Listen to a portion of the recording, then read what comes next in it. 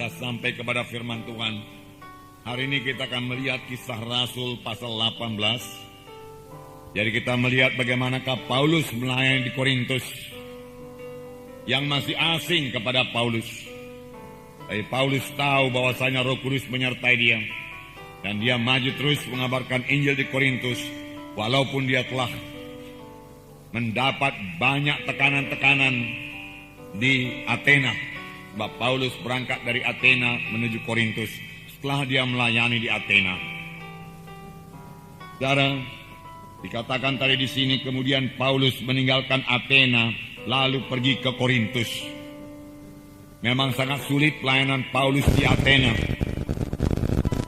Dan Paulus tidak begitu berhasil di Athena. Hanya beberapa orang saja selamat. Mereka bahkan mengejek Paulus dan menertawakan Paulus. Oleh sebab itu Paulus mengambil keputusan untuk meninggalkan Athena dan berangkat ke Korintus. Kota Athena penuh dengan patung-patung dewa, penuh dengan kuil-kuil penyembahan berhala. Dan Athena ini juga banyak ahli-ahli falsafah yang sangat bangga dengan filsafat-filsafat mereka. Filsafat yaitu mereka dapat menerangkan sesuatu dengan perkataan yang tepat. Nah, kepada orang-orang yang demikianlah Paulus mengabarkan Injil. Karena Paulus merasa sangat sedih hati dan kasihan melihat mereka. Walaupun mereka mengatakan dirinya beragama. Agama mereka, saudaraku, ada golongan Stoa, golongan Epikurus, dan lain sebagainya. Ya, tetapi itu semua tidak membawa mereka kepada keselamatan. Paulus merasa terbeban. Paulus merasa sedih. Dan mengajak mereka untuk percaya kepada Tuhan Yesus sebagai Tuhan dan Juru Selamat mereka.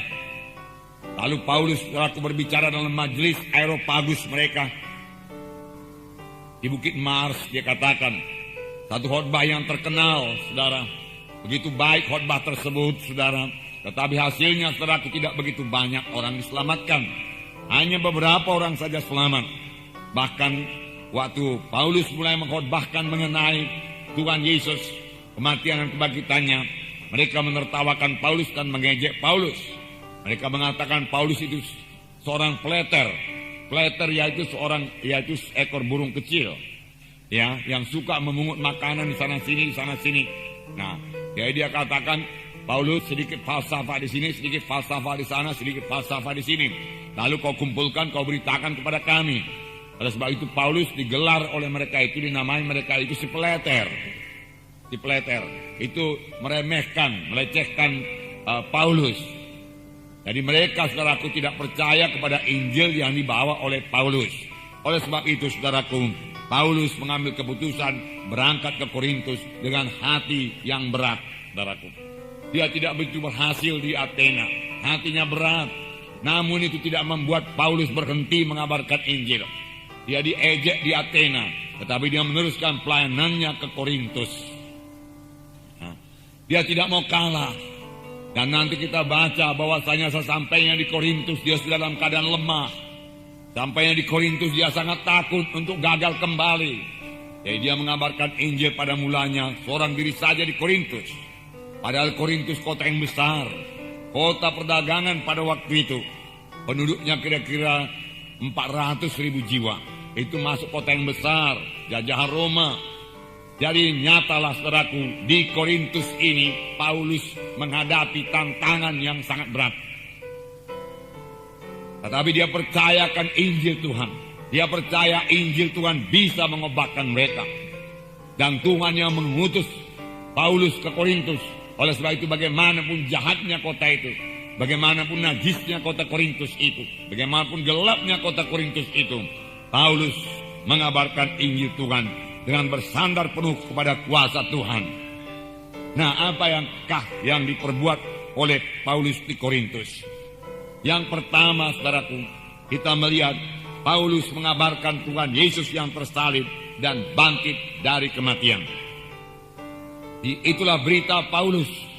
Kemudian hari Paulus menulis surat kepada sidang Korintus yang memang sudah berdiri karena Paulus melayani dengan bersandar kepada kuasa Tuhan.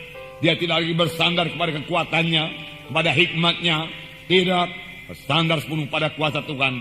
Maka sidang Korintus berdiri dan menerima surat kiriman yang pertama dari Rasul Paulus dalam 1 Korintus pasal 2 ayat 1 sampai 5. 1 Korintus pasal 2 ayat 1 sampai 5. Ini pelajaran kepada kita. Karena kita semua harus melayani. Amin, saudara. Karena kita juga semua harus mengabarkan Injil Tuhan.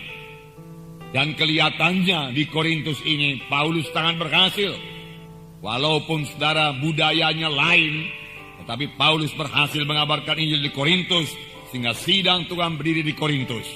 Dia dengan tegas memberitakan Injil Tuhan. Tetapi Paulus mengakui dia dalam kelemahan, dia katakan dalam ketakutan yang amat sangat. Paulus berkata, rasul yang besar bisa ketakutan, saudaraku. Tetapi ketakutan Paulus ini membawa dia berserah dan bersandar sepenuhnya kepada Tuhan. Dia tidak mau gagal lagi sebagaimana dia gagal di Athena. Dia mau orang-orang di Korintus diselamatkan Tuhan. Dia bersandar sepenuhnya kepada Tuhan. Dia katakan, aku tidak memakai kata-kata indah. Aku tidak mau memakai kata-kata hikmat manusia. Tidak. Itu ku tinggalkan. Aku telah memakai kata-kata manusia, hikmat manusia, untuk mengimbangi ahli-ahli falsafah di Athena. Tapi hasilnya minim sekali. Tetapi di Korintus dia mengubah segalanya. Aku tidak mau memakai perkataan-perkataan hikmat manusia.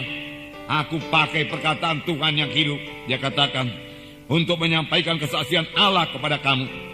Tetapi dikatakan, baik perkataanku maupun pemberitaanku tidak kusampaikan dengan kata-kata hikmat yang meyakinkan, tetapi dengan keyakinan akan kekuatan roh.